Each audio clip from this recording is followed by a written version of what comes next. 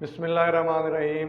Class ये हमारा syllabus है ऑर्गेनिक पॉलीमर का, और हमने ऑर्गेनिक पॉलीमर में टॉपिक जो डिस्कस किए हैं, इस टॉपिक से रिलेटेड वो कौन कौन से हैं। एक तो था हमने काइनेटिक्स ऑफ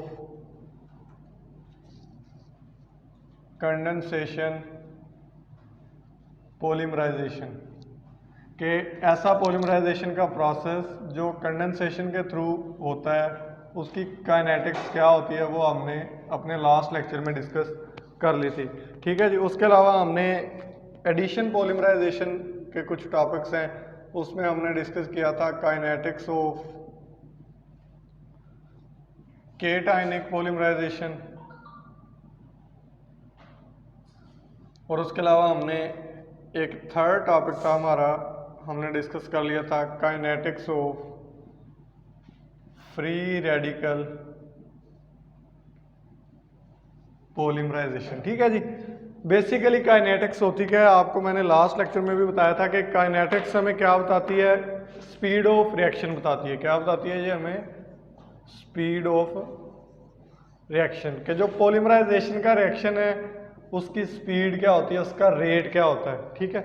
उसके अलावा वो हमें ये चीज़ भी बताती है कि जो पॉलीमराइजेशन है वो किन किन फिनोमिना के ऊपर डिपेंड करती है।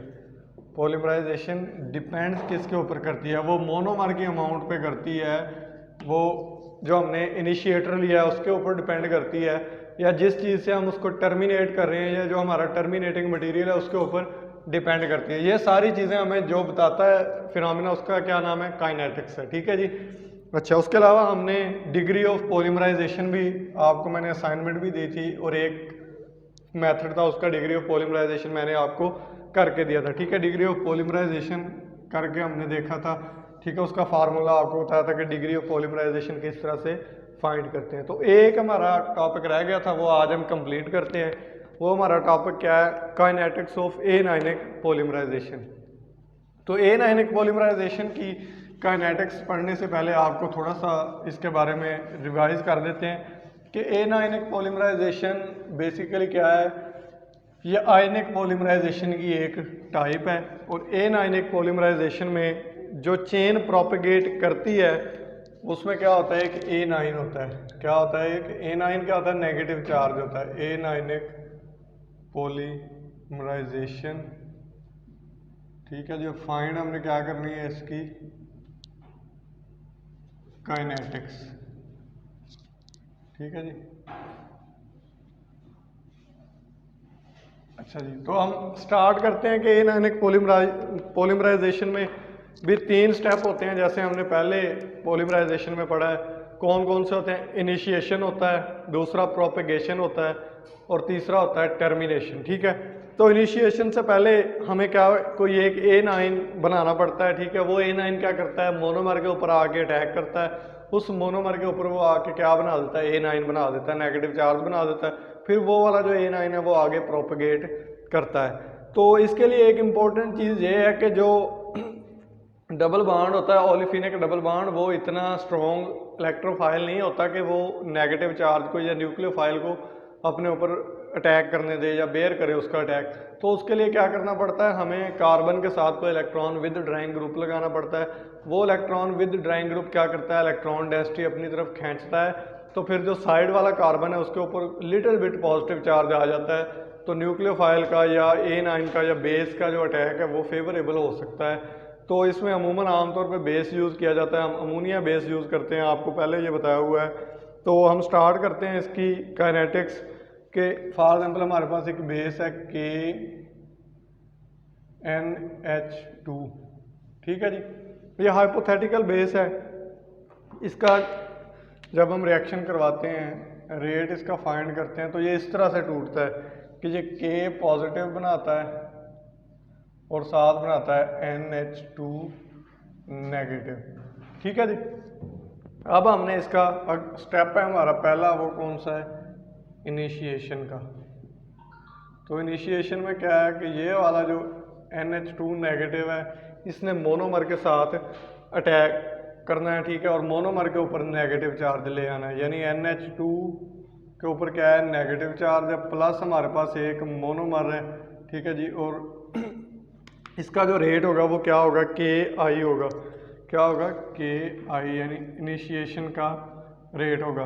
तो जो सीपीसी बनेगी इन दोनों के अटैक के बाद वो इस तरह से बनेगी, NH2M नेगेटिव, NH2M नेगेटिव, यानी NH2 क्या हो गया, ये इसके साथ अटैच हो गया और M के ऊपर, मोनोमर के ऊपर क्या आ गया, नेगेटिव चार्ज आ गया। ठीक है जी, ये क्या था, के आई था। क्या है ये, के आई है। इसको के आई क्यों कहा है, क्योंकि ये कांस्टेंट है इनिशिएशन के स्टेप का। ठीक है, अब हमारा दूसरा स्टेप है, दूसरा स्टेप होता है प्रोपेगेशन। कौन सा स्टेप होता है, प्रोपेगेशन। प्रोपेगेशन में क्या होता है, ये वाला जो मोनोमर जिसके ऊपर नेगेटिव चार्ज आया, इसके अंदर एक और मोनोमर ऐड होगा और उसके ऊपर भी नेगेटिव चार्ज आ जाएगा। हम अब ये वाला मोनोमर लेते हैं NH2M नेगेटिव। ठीक है जी, प्लस एक और मोनोमर इसके अंदर ऐड हो रहा है M। ठीक है जी, तो जब इसका हम रिएक्शन करेंगे तो उसका जो रेट होगा वो क्या होगा, Kp होगा। रेट क्या होगा, Kp। उसके बाद जो चीज़ बनेगी, जो अडक्ट बनेगा वो क्या होगा, NH2M(x+1) नेगेटिव। यानी x+1 का क्या मतलब हुआ कि इसके अंदर एक और मोनोमर ऐड हो गया। ठीक है जी, और ये प्रोसेस ऐसे चलता रहेगा, इसकी प्रोपेगेशन ऐसे होती रहेगी। ठीक है जी, उसके बाद जो एंड वाला स्टेप होता है, ठीक है जी, इसको हम डिवाइड कर लेते हैं व्हाइट बोर्ड। एंड वाला स्टेप है टर्मिनेशन का। ठीक है जी, टर्मिनेशन में क्या होगा, हम क्या करेंगे, इस नेगेटिव चार्ज को अब ख़त्म करना है। ठीक है, इसकी टर्मिनेशन, ये लिविंग पॉलीमर भी बना देते हैं, बाद बाद इसकी टर्मिनेशन होती नहीं है, तो इसमें इलेक्ट्रोफाइल को हमने क्या करना है, ऐड करना है। ठीक है, हम सपोज हम क्या करते हैं, NH3 को ही हम इसके साथ ऐड कर लेते हैं, तो ये टर्मिनेशन के बाद इस तरह से बन जाएगा, NH2MX+1 के ऊपर नेगेटिव चार्ज है प्लस NH2 नेगेटिव। ठीक है जी, हमने इसको क्या कर दिया, इसके अंदर ऐड किया। NH2 नेगेटिव NH3 की फॉर्म में होता है, इस तरह से लिखते हैं NH3। तो ये अब क्या हो जाएगा, ये टर्मिनेट, और इसको KT कहेंगे। ये रेट किसका है, ये टर्मिनेशन का रेट है। और इसके बाद जो प्रोडक्ट बनेगा वो क्या होगा, NH2MX+1, NH2MX+1। अब इसके ऊपर नेगेटिव चार्ज नहीं आएगा क्योंकि इसका नेगेटिव चार्ज इसने NH3 ने अपने ऊपर ले लिया, और ये क्या बन जाएगा, NH2 नेगेटिव बन जाएगा। क्या इसने अपना प्रोटॉन दे दिया, प्लस ऐसे नीचे करके लिख देते हैं NH2 नेगेटिव। ठीक है जी, ये तो हमने इक्वेशंस लिख ली। मेन काम ये होता है आपने सही सही से इसकी इक्वेशन लिखनी है। ठीक है, उसके बाद अब हमने इनकी रेट इक्वेशंस लिखनी है। ठीक है, सबकी पहले हम लिखते हैं रेट ऑफ इनिशिएशन क्या है, ROI। रेट ऑफ इनिशिएशन को ज़ाहिर करते हैं, हमने रिएक्टेंट का लिखना होता है, VI होगा।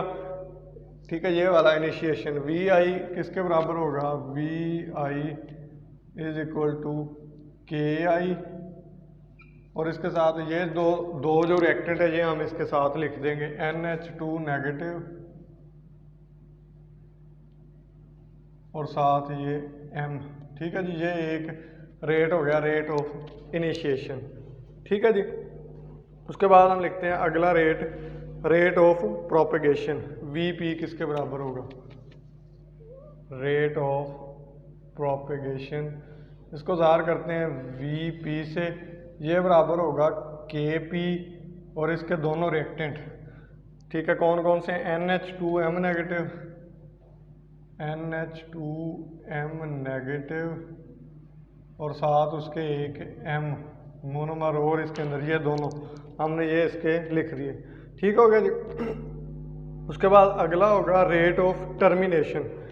ठीक है जी, रेट ऑफ टर्मिनेशन अब हम लिखते हैं रेट ऑफ टर्मिनेशन, उसमें भी उसी तरह से होगा, रेट ऑफ टर्मिनेशन भी VT होगा इज इक्वल टू KT आ जाएगा अब, और उसके दोनों रिएक्टेंट टर्मिनेशन के ये वाले दोनों रिएक्टेंट है, ये दोनों हमने लिख देने NH2MX+1 नेगेटिव, एक ये रिएक्टेंट है और दूसरा इसका रिएक्टेंट क्या है, NH3।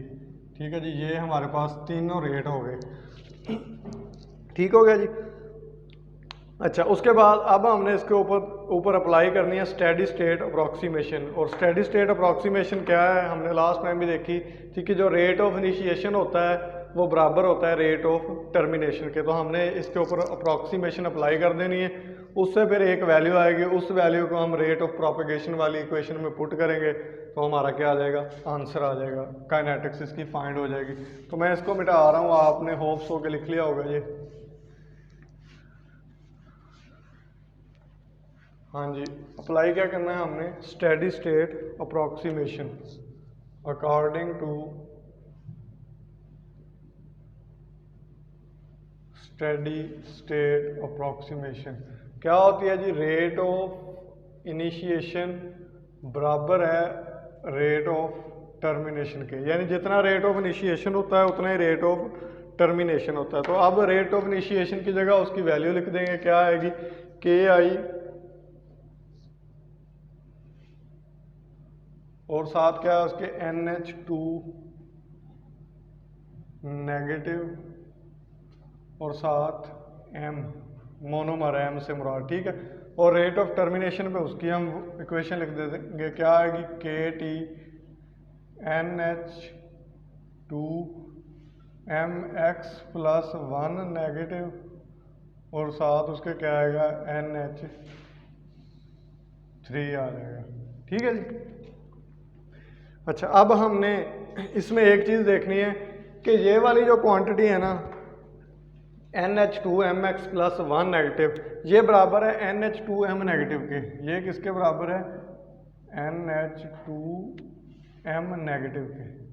क्यों वाला, क्योंकि MX प्लस 1 क्या है, प्रोपेगेटिंग चेन है, ठीक है, ये टर्मिनेट हो जाएगी। और M नेगेटिव कि जब ये x प्लस 1 तो उस सूरत हाल में था ना कि ये इसके अंदर फर्दर अभी ऐड हो रहे हैं मोनोमर, लेकिन जब मोनोमर ऐड होके एंड में एक चेन बनेगी जिसको हमने टर्मिनेट करना, तो वो M नेगेटिव होगी, x प्लस 1 नहीं होगा। क्योंकि x प्लस 1 तो उस सूरत में ना जब कंटिन्यूसली चेन प्रोपेगेट कर रही है।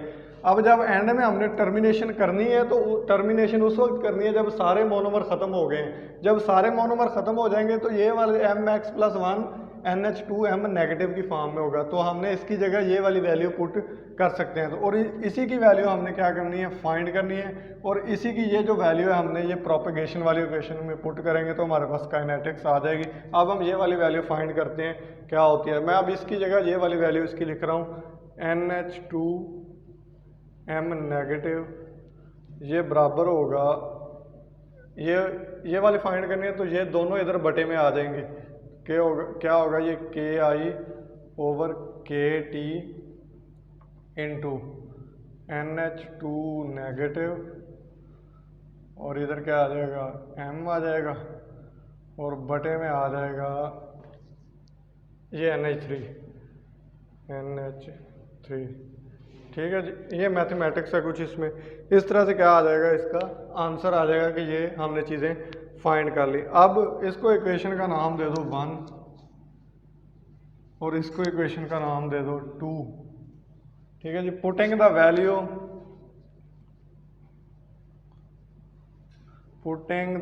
वैल्यू ऑफ 2 इन इक्वेशन 1, यानी इस 2 की वैल्यू को हम इस इक्वेशन 1 में पुट करेंगे, हमारी काइनेटिक्स आ जाएगी। तो मैं अब इसको ज़रा ऊपर से मिटा देता हूँ तो फिर हम वैल्यू पुट कर देते हैं। ये हम रहने देते हैं, ये आपने नोट डाउन कर लिया होगा तो मैं इसको अब मिटा रहा हूँ।